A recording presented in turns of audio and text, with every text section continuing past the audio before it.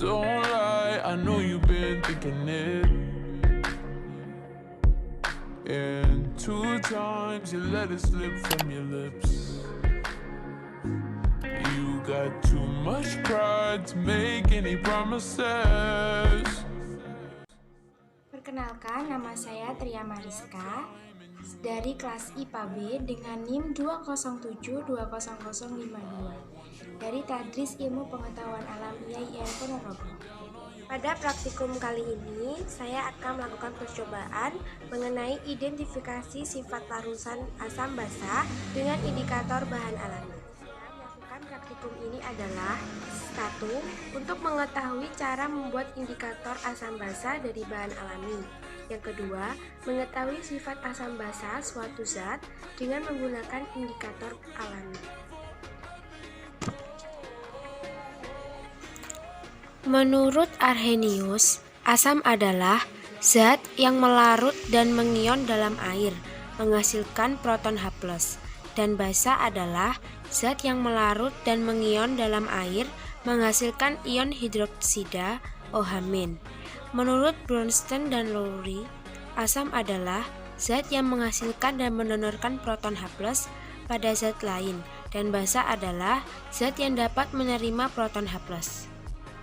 Lewis juga mengusulkan teori asam basa baru.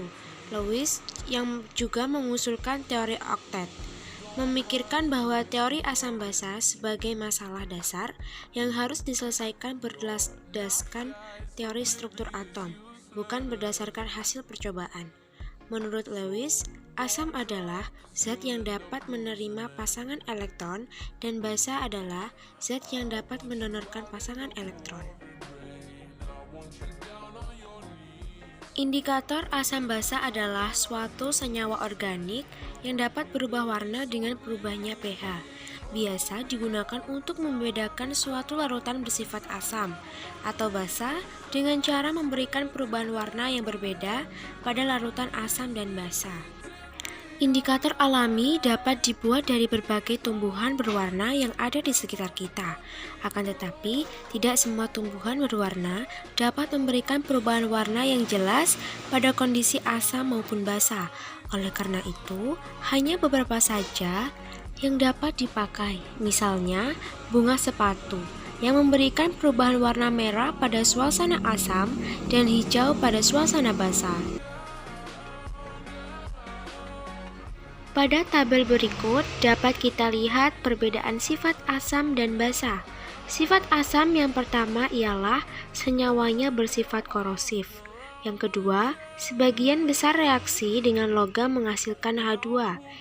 Yang ketiga, senyawa asam memiliki rasa asam. Yang keempat, dapat mengubah warna zat yang dimiliki oleh zat lain atau dapat dijadikan sebagai indikator. Yang terakhir, menghasilkan ion H+ dalam air. Sifat basa yang pertama, senyawa basa bersifat kaustik. Yang kedua, terasa licin di tangan. Yang ketiga, senyawa basa terasa pahit. Yang keempat, dapat mengubah warna zat lain atau warna yang dihasilkan berbeda dengan asam. Yang kelima, menghasilkan ion OH- dalam air.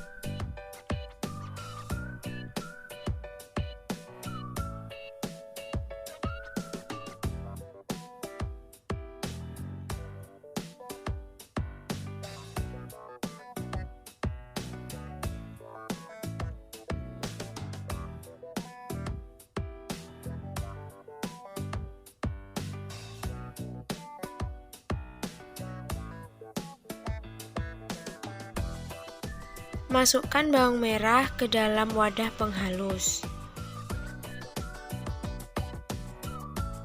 Kemudian blender bawang merah hingga teksturnya menjadi halus. Kemudian Pindahkan bawang merah yang telah di-blender ke dalam wadah. Lalu, tuangkan 12 sendok makan air mineral ke dalam wadah yang berisi bawang merah. Kemudian, saring bawang merah dan amati perubahan warna yang terjadi.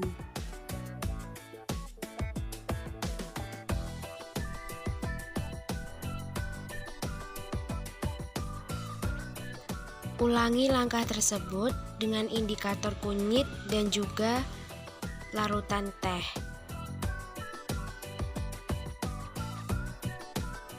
Selanjutnya, siapkan 4 wadah bening. Kemudian, isi wadah tersebut dengan larutan cuka, larutan soda kue, air jeruk nipis, dan juga pemutih pakaian.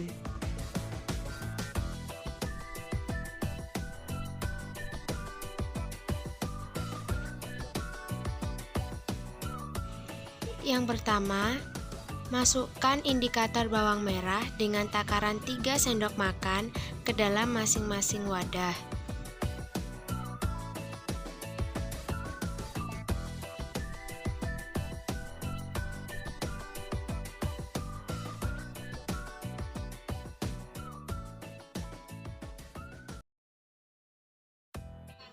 Larutan cuka berwarna merah muda, yang menandakan sifat larutan ini adalah asam.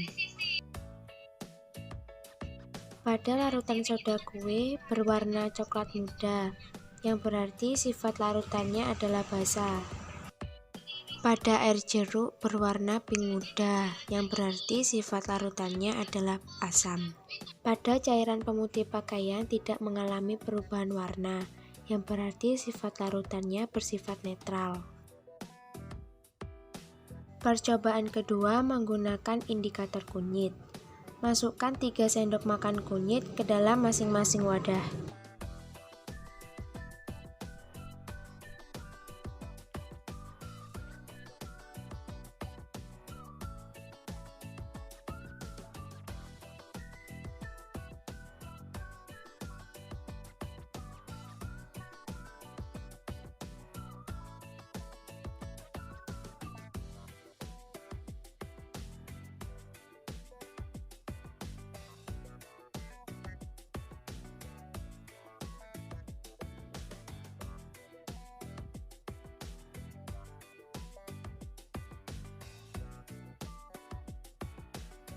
Pada larutan cuka berwarna oranye, yang berarti sifat larutannya adalah asam.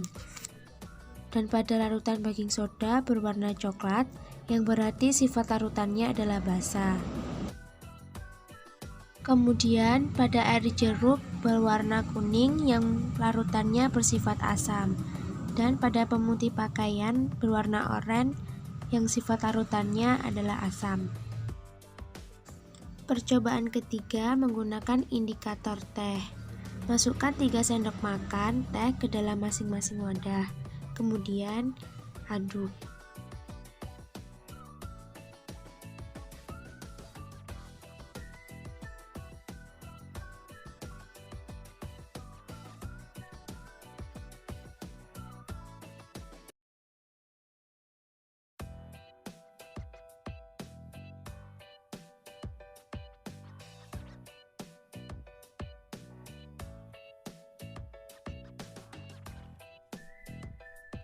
Pada larutan cuka berwarna kecoklatan, yang berarti sifat larutannya adalah basa.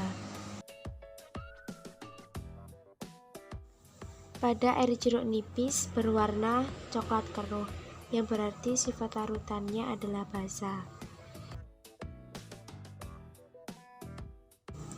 Pada larutan soda berwarna coklat kemerahan, yang berarti sifat larutannya adalah asam.